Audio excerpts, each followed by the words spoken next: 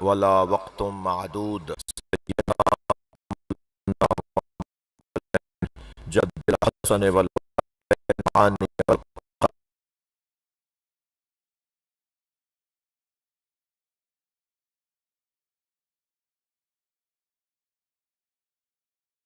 کی قبولیت کے لیے ایک بلندتر صلوات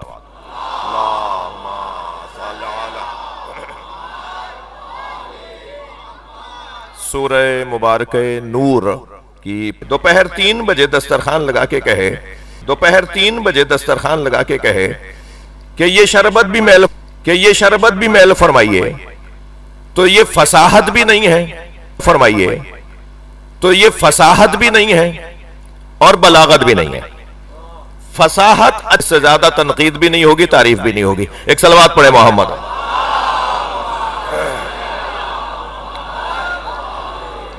اب مولا کائنات نے جو حکمرانوں پورا اشرا بھی نہج البلاغہ پہ پڑھنے کا صلاحیت رکھتا ہوں.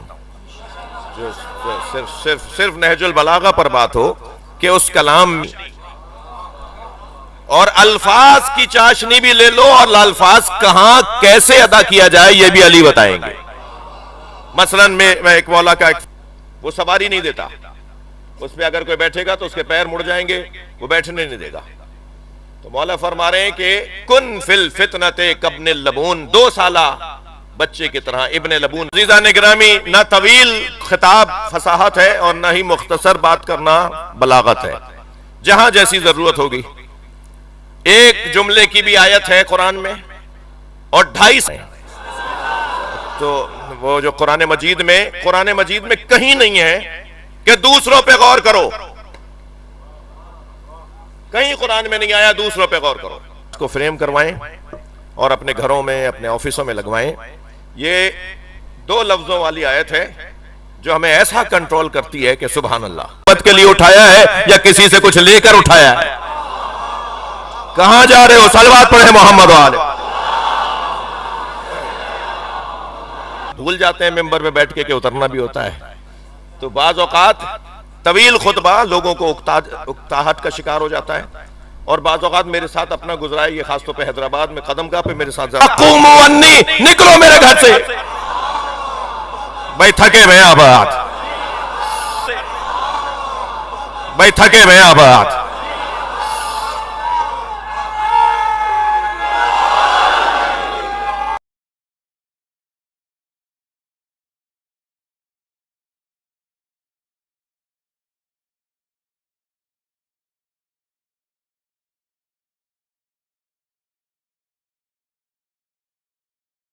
لوگوں کو پسند نہیں کرتا. امید ہونا، یہ جو میں نے ابھی کہا نا کہ کبھی کبھی دل کرتا ہے کہ مولا علی کے اس فرمان پہ عمل کرنا شروع کر دوں. کن فی الفتنۃ کابن اللبون، فتنے کے ایام میں اونٹنی کو اس پہ سوار ہو، نہ وہ تم سے فائدہ اٹھائے نہ وہ، بس وہ بھی رہیں اپنی جگہ، تم بھی رہو، وہ بھی اب رہیں اپنی جگہ اور تم بھی رہو اپنی جگہ. فتنے کی بات ہو رہی ہے، حق اور باطل کی بات نہیں ہوئی ہے. حق اور باطل میں حق کا. لہٰذا وہ دور کے جو بنی عباس اور بنی امیہ کے جھگڑے کا دور تھا، امام نے انہیں لڑنے دیا، یعنی وہ لڑتے رہے. امام کے کہنے میں تو تھے نہیں کہ امام کی بات مان لیتے. وہ لڑتے رہے اور امام. تعجب ہے، افسوس ہے، توجہ بھی چاہتا ہوں اہل اختیار کی توجہ بھی چاہتا ہوں. یہ کہا یہاں امام کے آگے آپ نے امام صادق، امام شافعی، امام مالک، امام حنبل تو لکھ دیا، امام صادق بھی تو لکھے ہیں. تو کہنے لگا وہ کون تھے؟ ان کی 70-80% جو سنی مسلمانوں کی آبادی ہے وہ حنفی ہیں، احناف ہیں. امام اعظم. قرآن کی اس آیت کا جو 6 حصے ہیں میں اس کو بیان کرنا چاہ رہا تھا. اس سے پہلے میں نے ایک جملہ کہا کہ اللہ مایوسی کو پسند نہیں کرتا، اللہ امید. ایاز نے کہا حضور ایک ہی جملہ کہوں گا. اس نے کہا جی یہ جملہ تو یہاں پورا نہیں اترتا. لیکن جب ایاز سے پوچھا تو ایاز نے کہا وہی ایاز، ایک ہی صف میں کھڑے ہو گئے محمود ایاز نہ کوئی. لہٰذا یہ جملہ بھی ہمیں لکھوانے کے لیے ہمارے لیے بہتر ہے. میں ایک بہت بزرگ شخصیت کی، جو پاکستان کی ایک بڑی شخصیت ہے، میں ان سے ملنے گیا تو انہوں نے ان کے جو کہاں جہاں اس کے 6 حصے ہیں. سب سے پہلا حصہ ذرا دیکھیے کیا ہے. ارشاد ہو رہا ہے وعد اللہ الذین آمنوا، وہ سب، وعد اللہ الذین آمنوا، وہ سب آخری زمانے یعنی آپ اور میرے ساتھ اللہ کی بات ہے، ہم سے اللہ بات کر رہا ہے، وعدہ ان سے کیا ہے، پورا ہم پر ہوگا۔ وہ کیا کہہ رہے ہو، نبی نہیں بنا کر گئے، امت پہ چھوڑ کر گئے، اور قرآن کہہ رہا ہے کہ جیسے پہلے ہم نے خلیفہ بنائے ہیں ایسے آخری زمانے میں بھی خلیفہ بنائیں گے۔ تو اللہ نے کب بنائے؟ پہلے، صلوات پڑھے محمد و آلہ۔ پھر جب دوسری شخصیت جانے لگی تو انہوں نے 6 رکنی شورا بنا دی کہ یہ 6 لوگوں میں سے فلاں کو پہلے ترجیح دی جائے، وہ نہیں مانے تو فلاں کو، ان 6 میں سے کسی کو بنا لینا۔ تو اللہ نے کب بنایا؟ نہیں مانے تو فلاں کو، ان 6 میں سے کسی کو بنا لینا۔ تو اللہ نے کب بنایا؟ کہا اللہ اور اللہ کا رسول بہتر جانتا ہے، کہا اللہ اور اللہ کا رسول بہتر جانتا ہے۔ یہ سلیقہ ہے بات کرنے کا، یہ سلیقہ ہے بات کرنے کا۔ جب کبھی اپنے بڑے کے پاس بیٹھو مہدی تھے اور اب بھی زندہ ہیں، بڑے کے پاس بیٹھو مہدی تھے اور اب بھی زندہ ہیں۔ کیوں ممکن نہیں ہے؟ کیوں ممکن نہیں ہے؟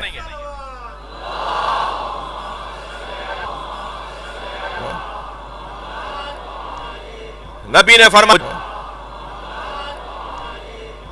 فرمایا مجھے علی کو چوتھا خلیفہ نہیں مانتا، اس پہ اللہ کی لعنت ہے۔ کلپ مت کاٹ دینا بھائی، نہیں مانتا اس پہ اللہ کی لعنت ہے۔ کلپ مت کاٹ دینا بھائی، بات پوری ہوگی تو پھر بات پوری ہوگی۔ رابع الخلفاء، جو یہ نہیں کہتا کہ میں چوتھا خلیفہ ہوں، فعلیہ لعنت اللہ، اس پہ اللہ کی لعنت ہو، اللہ کی لعنت ہو۔ پھر امام مسکرائے، حضرت نے فرمایا تمہیں اب تک یقین نہیں ہے کہ پھر امام مسکرائے، حضرت نے فرمایا تمہیں اب تک یقین نہیں ہے کہ اللہ کے بنائے خلیفہ جو اللہ نے بنایا اسے آدم کہتے ہیں۔ جب پروردگار عالم نے ارشاد فرمایا انی جاعل فی الارض خلیفہ، اے آدم میں تمہیں زمین پر اپنا خلیفہ بنا رہا ہوں، سب سے پہلا اول الخلیفہ اللہ کا بنایا ہوا وہ حضرت آدم۔ پھر فرمایا جب حضرت موسیٰ علیہ السلام جا رہے تھے 40 دن کے چلے پر، تو آواز دی یا ہارون اخلفنی فی قومی، اے ہارون میری قوم میں میرے خلیفہ بن کے رہو۔ یہ اللہ کا بنایا ہوا دوسرا خلیفہ، توجہ ہے بات کی، اللہ اکبر۔ یہ حضرت موسیٰ نے دوسرا خلیفہ بنایا۔ اور پھر جب کیا ہوا کہ جب ایک مرتبہ حضرت عیسیٰ علیہ السلام کو اللہ نے اپنا خلیفہ بنایا، تو یہ اللہ کا تیسرا خلیفہ۔ اور پھر جب من کنت مولا فہذا علی مولا، جب نبی نے فرمایا جس کا میں مولا اس کا علی مولا، تو یہ قرآن کی زبان میں جس کا میں مولا اس کا علی مولا، تو یہ قرآن کی زبان میں بلغ ما انزل الیک من ربک کے قاعدے کے مطابق چوتھا خلیفہ اللہ کا علی ہے۔ تو اب اگر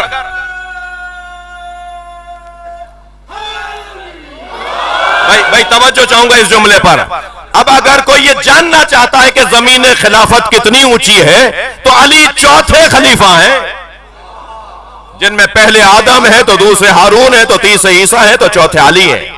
تو جتنا فرق ان انبیاء میں اور امت مصطفیٰ میں ہے اتنا ہی فرق علی میں اور دوسرے خلیفہوں میں۔ صلوات پڑھے محمد و آلہ محمد۔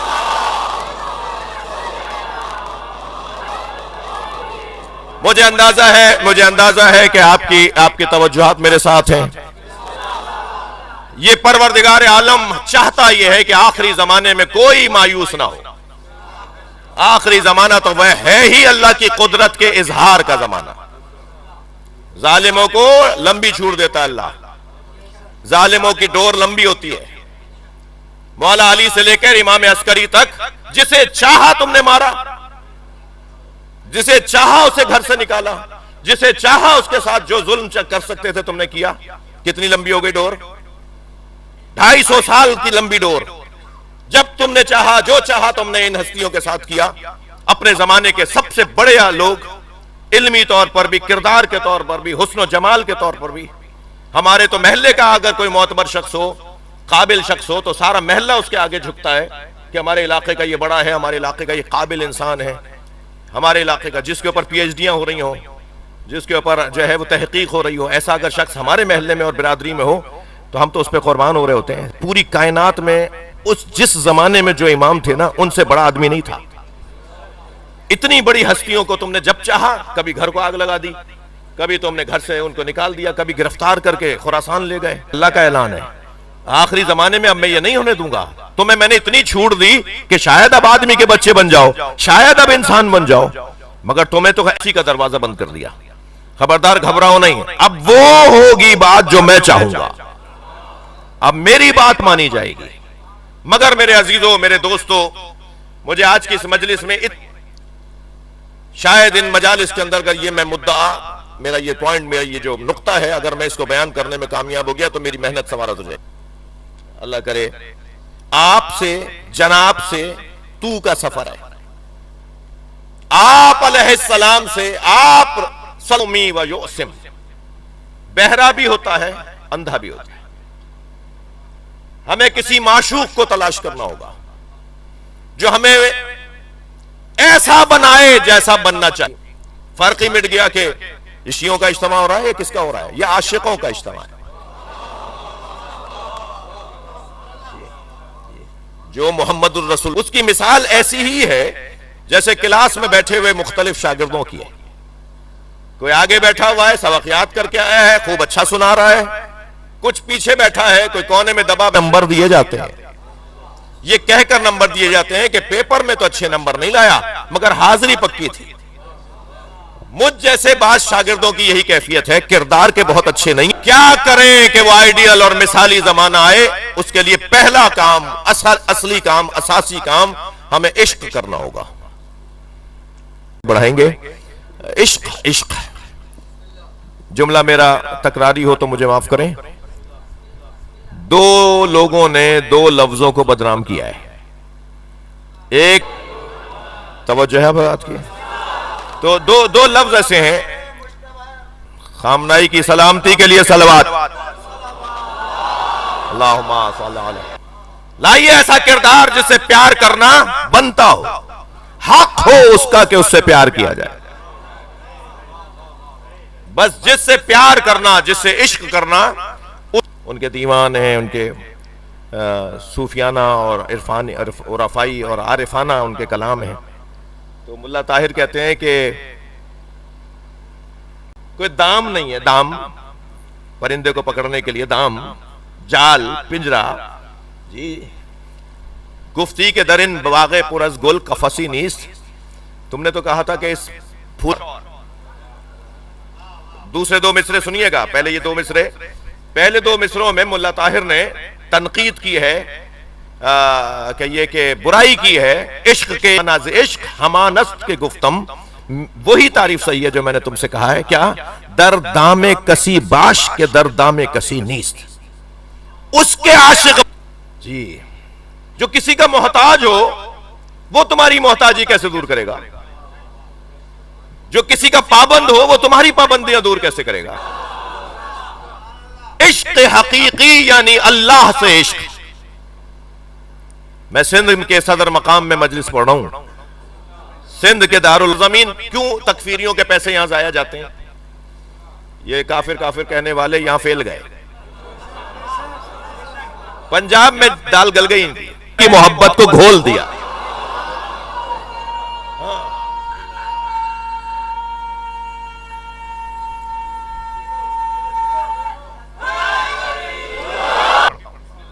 ہر سال پڑھتا ہوں دو مجلس، اس کا بانی ہندو ہے، اور ایک مجلس تو روز عاشور مجھ سے پڑھنے کی خواہش کئی سالوں سے ہے، مگر وہ ہم کراچی چھوڑ کے کہاں میرپور خاص جائیں گے۔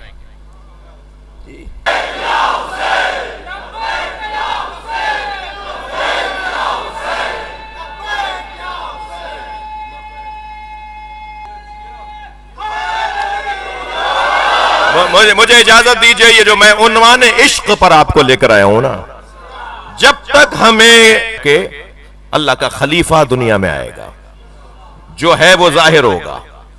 مگر میں ایک بات کر رہا تھا، کل پر اسے چھوڑ رہے ہیں اس مضمون کو آگے بڑھانے کے لیے، اور وہ یہ کہ اس میں ہمارے بڑے رہ رہے تھے، تو پھر وہاں میں جب جا رہا تھا تو مجھے کسی نے بتایا کہ ایسے جائیں تو کربلا الور کی کربلا 30 ایکڑ کی کربلا 1000 تعزیے یہاں رکھے جاتے ہیں. عاشور کے دن 4000 تعزیے یہاں رکھے جاتے ہیں. تو میں نے کہا جی وہ کون لاتا ہے؟ کہنے لگے سارے ہندو. تعزیہ بنانے والا کاریگر نہیں ملتا. ہمیں ہمارے خاندان کو ہمارے بڑوں کو کوئی شیعہ نہیں ملتا تعزیہ. وہ جو فن ہے نا تعزیہ سازی کا، اب بھی وہ کچھ دن پہلے جا کے اس نے مکمل کیا تعزیہ. 3-4 مہینے بنتا ہے تعزیہ اور اس کے بعد اسے سجایا جاتا ہے اور عاشور کے دن اسے نصب کیا جاتا ہے. تو بھائی یہ کوئی بات نہیں ہوئی. میں اب کہہ دوں کہ نہیں سنی کا کوئی تعلق نہیں ہے امام حسین سے؟ میں کیسے کہہ دوں یہ؟ میں کیسے کہہ دوں کہ ہندو کا کوئی تعلق نہیں ہے امام حسین سے؟ نہیں کہہ سکتا میں. یہ وہ ذات ہے، بس آخری جملہ کہہ کے چند جملے مصائب کے پڑھوں گا. یہ وہ ذات ہے جس نے اپنے گرد لوگوں کو جمع کر کے اللہ کے حوالے کر دیا. حسینی بنا کر سب کو الہی بنا دیا. سوچے گا نا یہ عاشق حسین کہ حسین کس پہ قربان ہوئے؟ سب حسین پہ قربان ہیں. حسین کس پہ قربان ہو گئے؟ حسین اسی پہ قربان ہوئے جس کے آگے سر رکھ کر گلا کٹا دیا. جب خنجر چل رہا تھا نا تو اس وقت جو مناجات امام نے پڑھی ہیں، ترکت الخلق ترا لہواک، یا اللہ میں ساری مخلوق کو تیری خاطر چھوڑ رہا ہوں. وَأَيْتَمْتُ الْعَيَالَ لَكَيْ أَرَاكَ، اور اب میں اپنی سکینہ کو یتیم کر رہا ہوں تاکہ تیرا قرب مجھے نصیب ہو جائے.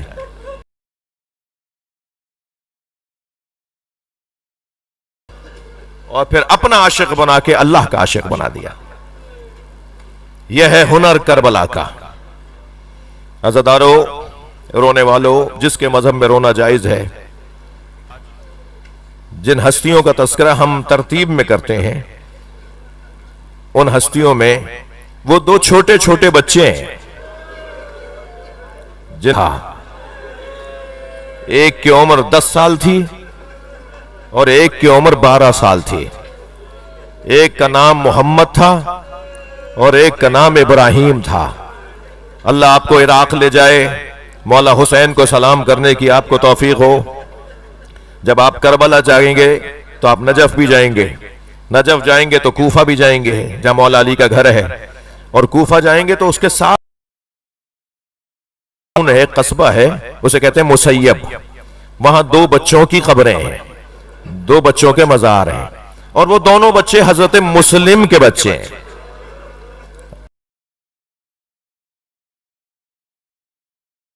عقیل کے بیٹے ہیں، مولا علی کے بھتیجے ہیں، امام حسین کے سگے چچا زاد بھائی ہیں، تایا زاد بھائی ہیں. مولا علی سب سے چھوٹے تھے اپنے بھائیوں میں. حضرت عقیل مولا علی سے بڑے تھے، بھائی ہونے میں بڑے تھے، تو تایا چچا کے بھائی ہیں. اور حضرت مسلم ابن عقیل وہ حسین ابن علی ہیں ابن ابو طالب. یہ مسلم ابن عقیل ابن ابو طالب ہیں، یعنی دونوں چچا زاد بھائی. آتے دیکھا نا نبی نے ایک دن حضرت عقیل کو آتے ہوئے دیکھا تو کھڑے ہو گئے. آگے بڑھ کر بھائی کو، چچا زاد بھائی ہیں نا مولا نبی کے، حضرت عقیل بھی چچا زاد بھائی ہیں، وہ کو پیار کیا، محبت کی، اپنے ساتھ بٹھایا. تو کسی نے پوچھا آپ عقیل کا بڑا احترام کر رہے ہیں، آپ نے عقیل کا زیادہ احترام کیا، آپ عقیل سے زیادہ پیار کرتے ہیں. فرمانے لگے عقیل کے سارے بچے میرے حسین، حضرت عقیل کے بیٹے، ان کے 6 بچے تھے، 2 بیٹیاں اور 4 بیٹے. اچھا یہی میں ایک جملہ کہہ دوں کہ جہاں یہ عظمت حضرت عقیل کی ہے نا کہ ان کے نسل کربلا میں قربان ہو گئی، جہاں یہ حضرت مسلم ابن عقیل کا ہنر ہے، جہاں یہ حضرت عقیل ابن ابو طالب کا ہنر ہے، وہاں حضرت مسلم کے جو بچے ہیں نا وہ نواسے ہیں جناب ام البنین کے، وہ بھانجے ہیں حضرت عباس کے. اور میں آپ سے ہاتھ جوڑ کر آج کہہ رہا ہوں، خود اس پر عمل کرتا ہوں، اللہ کرے میری بات میں تاثیر ہو. لاہور خاص طور پہ جایا کریں. ان بچوں کی ماں بی بی پاک دامن حضرت رقیہ بنت مولا عباس کی بہن کا مزار ہے، حضرت زینب کی بہن کا مزار ہے، مولا علی کی بیٹی لاہور میں حضرت رقیہ بنت علی بی بی پاک دامن، حضرت مختار نے سن 66 ہجری میں 61 ہجری میں واقعہ کربلا ہوا، پورے 5 سال کے بعد یہ بیبیاں نزیت آئے دن تکلیف، تو حضرت رقیہ نے بی بی پاک دامن نے حضرت مختار کو خط لکھا کہ مدینہ ہم پر تنگ پڑ رہا ہے، کوئی ایسا علاقہ بتا دو جہاں ہم سے پیار کرنے والے لوگ رہتے ہوں۔ تو حضرت مختار نے مکران کے ساحل پر ان بیویوں کو بھیجا۔ مکران کا ساحل یہ کراچی سے گوادر تک، یہ سارا جو کراچی کا ساحل ہے یہ سب مکران ہے۔ حضرت مختار نے ان بیویوں کو سن 65 اور 66 ہجری میں واقعہ کربلا کے 5 سال کے بعد ان بیویوں کو یہاں مکران کے ساحل پہ بھیجا۔ یہ کشتیوں سے یہاں آئیں، یہ جہاز پانی کی کشتی سے یہاں آئی، بڑی بڑی کشتی سے یہاں آئیں۔ یہ تقریباً 35 سادات تھے جو یہاں پر آئے، اور پھر یہ جھنگ اور ملتان کے رستے سے ہوتے ہوئے یہ دریائے راوی اور یہ جو بڑے دریا ہیں ان میں سے ان کی کشتی پہنچی وہاں جو آج لاہور ہے، اور پھر ان بیویوں کو دریا کے کنارے ایک خیمے میں رہنا پڑا، کچھ دن کیا، اور یہ زخمی ہوئیں، اور یہ بیویاں آج اس جگہ آرام کر رہی ہیں جہاں ان کا مزار ہے۔ جی یہ ساری تفصیل کہ یہ بیویاں مولا علی کی بیٹیاں ہیں، یہ عمران خان کے زمانے میں جو امام رضا کے حرم نے لکھ کر دیا ہے 2 صفوں میں۔ آپ لوگ چاہیں گے تو میں اس کا پرنٹ کروا کے تقسیم بھی عرفان بھائی سے کہوں گا اسے تقسیم کروائیں۔ حرم امام رضا نے موجودہ وزیر اعظم جب وزیر اعلیٰ تھے تو انہوں نے خط لکھا تھا امام رضا کے حرم کو، اور پھر بزدار جب وزیر اعلیٰ تھے تو انہوں نے 10 سال کے بعد جواب دیا، اور اس جواب میں لکھا کہ ہم